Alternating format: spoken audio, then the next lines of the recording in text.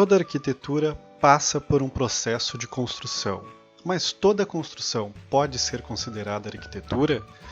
Essa vai ser a pergunta que nós iremos tentar responder hoje. Vamos nessa?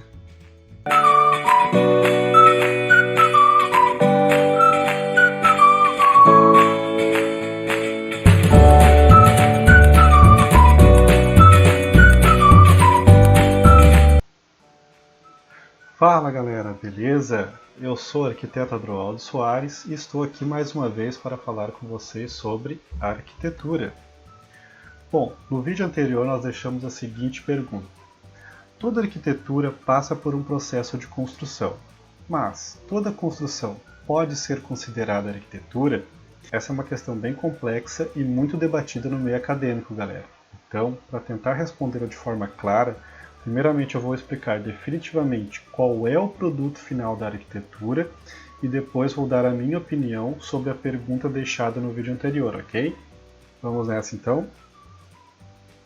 Bom, qual é o produto da arquitetura? Muita gente pensa que a arquitetura acaba quando o projeto é entregue. Só que a arquitetura não se resume a projeto. A arquitetura é edificação. O objeto de estudo e análise da arquitetura é a edificação.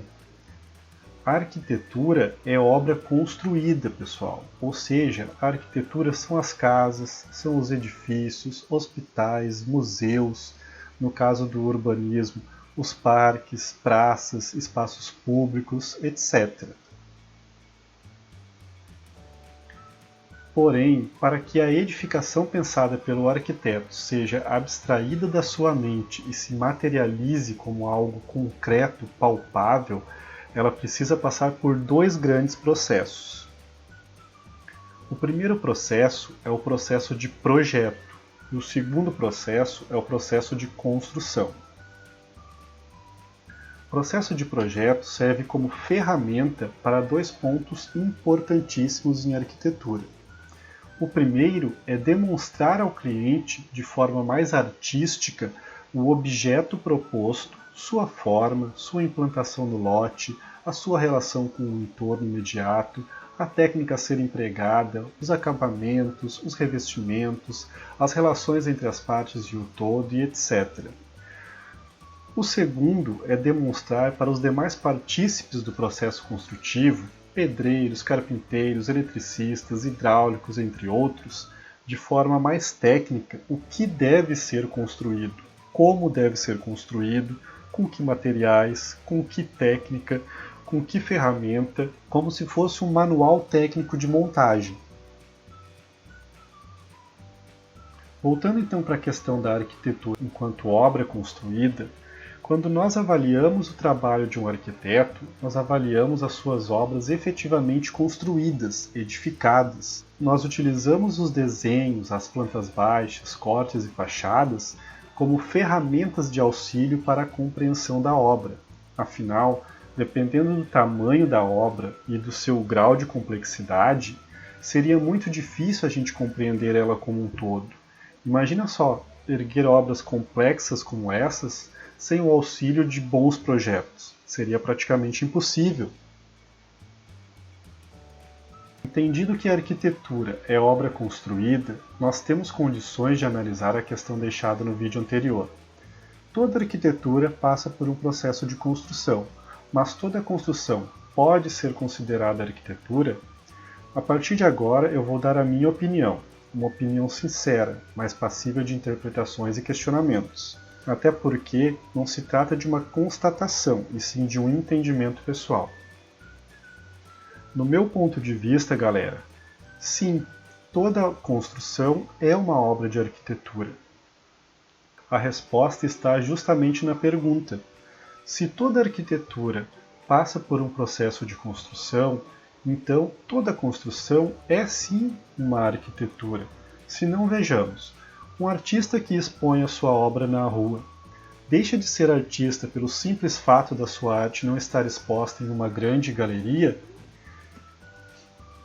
Quantos artistas renomados hoje em dia e tidos como grandes nomes da arte, nós conhecemos, que começaram apresentando a sua arte nas ruas, em bares, etc. Tudo na vida tem um começo e geralmente é árduo. Com a arquitetura não é diferente. A grande maioria dos arquitetos não passa a trabalhar na profissão somente depois de formado. Geralmente já atua na área em outras funções, óbvio, ligadas ao ofício de arquitetura. Porém, pessoal, o que nós podemos e devemos avaliar é o nível de qualidade de cada obra, com base em critérios técnicos e estéticos. Sim, estéticos. Não adianta a gente querer tapar o sol com a peneira e dizer que beleza não é importante em uma obra. Isso seria muita hipocrisia. Se não, vejamos. Quando você compra um tênis, qual a primeira coisa que você avalia? Sem dúvida alguma é a estética, a fisionomia, a beleza, se lhe agrada. Depois você avalia outras questões, como conforto ao calçado, resistência, preço, forma de pagamento. Mas sem dúvida alguma, o primeiro julgamento que você faz é estético. Ninguém adquire um calçado que julgue feio ou inapropriado para uma determinada ocasião. E é assim com todos os objetos que nós adquirimos, seja um calçado, uma roupa, um eletroeletrônico, um automóvel, tudo. Mas, então, por que quando se trata de arquitetura, as pessoas parecem não se importar em residir em uma casa feia, mal acabada, por vezes literalmente sem acabamento, sem saneamento, com estética inapropriada? A grande causa disto, galera, está na falta de conhecimento do público em geral quanto aos seus direitos e quanto aos critérios de análise que devem ser levados em conta em uma obra de arquitetura.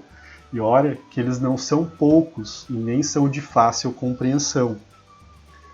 Nós temos critérios técnicos e legais, como atendimento ao programa de necessidades, atendimento dimensional dos ambientes, leis e normas pertinentes, facilidade de acessos, flexibilidade de usos, qualidade termoacústica, capacidade de ventilação cruzada, qualidade dos materiais empregados, uso correto das técnicas e dos materiais de forma a garantir a sua máxima eficiência e consequente baixo custo de manutenção, e critérios estéticos e conceituais, como volumetria, ordenação, modenatura, proporção, configuração espacial, conexões espaciais, densidades espaciais, luz e sombra, cores e texturas, emprego correto de acabamentos condizentes com o conceito proposto e a estética contemporânea, ou seja, são vários critérios de difícil análise até mesmo por técnicos, imagina então por pessoas leigas.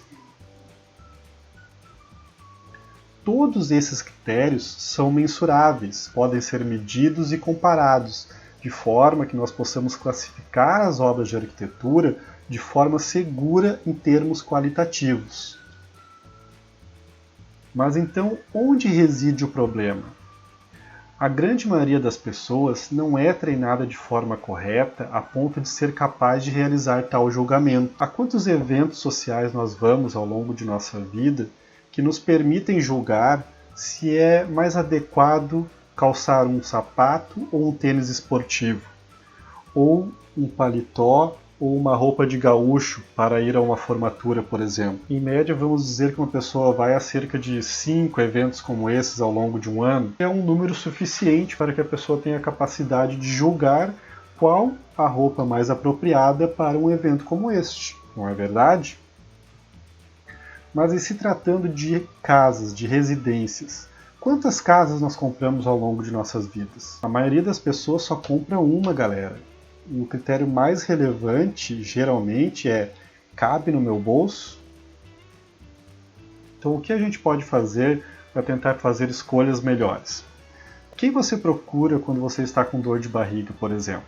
Um médico, não é verdade? Se for uma dor de dente, você procura um dentista. E quando tem um problema legal para resolver, por óbvio, vai procurar um advogado, correto? Mas, e na hora de construir ou reformar? Quem as pessoas geralmente procuram? Ah, procura o Zé. O Zé? Que Zé? O Zé é o tio do primo, da irmã, de um amigo, de um conhecido que faz tudo. E é aqui que reside o erro, galera. Toda profissão conta com especialistas, e no caso da arquitetura não é diferente. Na arquitetura, o especialista é o arquiteto. Quem você procura na hora de consertar o seu carro? O mecânico, não um açougueiro. O açougueiro você vai procurar quando você for fazer um churrasco com os seus amigos no final de semana, família. Ah, mas um arquiteto é mais caro. Bom, o que sai mais em conta, galera? Arrancar um dente com um dentista em um local higienizado, apropriado, com anestesia, ou arrancar um dente utilizando um alicate convencional? Esse é o problema, pessoal. É um problema cultural. É a famosa malandragem brasileira, o famoso jeitinho brasileiro, que acaba te levando para a famosa economia burra, onde você economiza R$ 100 hoje e passa o resto da sua vida gastando e se incomodando, tentando consertar o erro cometido lá na origem. Portanto, quando for adquirir um imóvel, seja novo ou usado, na planta ou edificado, sempre consulte um arquiteto para não acabar adquirindo gato por lebre e acabar tendo dor de cabeça para o resto da sua vida. Bom, galera, acho que já nos alongamos demais no vídeo de hoje, então por hoje a gente vai parando por aqui. Espero ter conseguido iluminar um pouquinho mais as suas mentes a respeito da importância da arquitetura no cotidiano de cada um de nós. Se você gostou do nosso bate-papo, deixe o seu like, inscreva-se no canal para ser informado dos próximos vídeos aí, tá bom? Um forte abraço e até a próxima!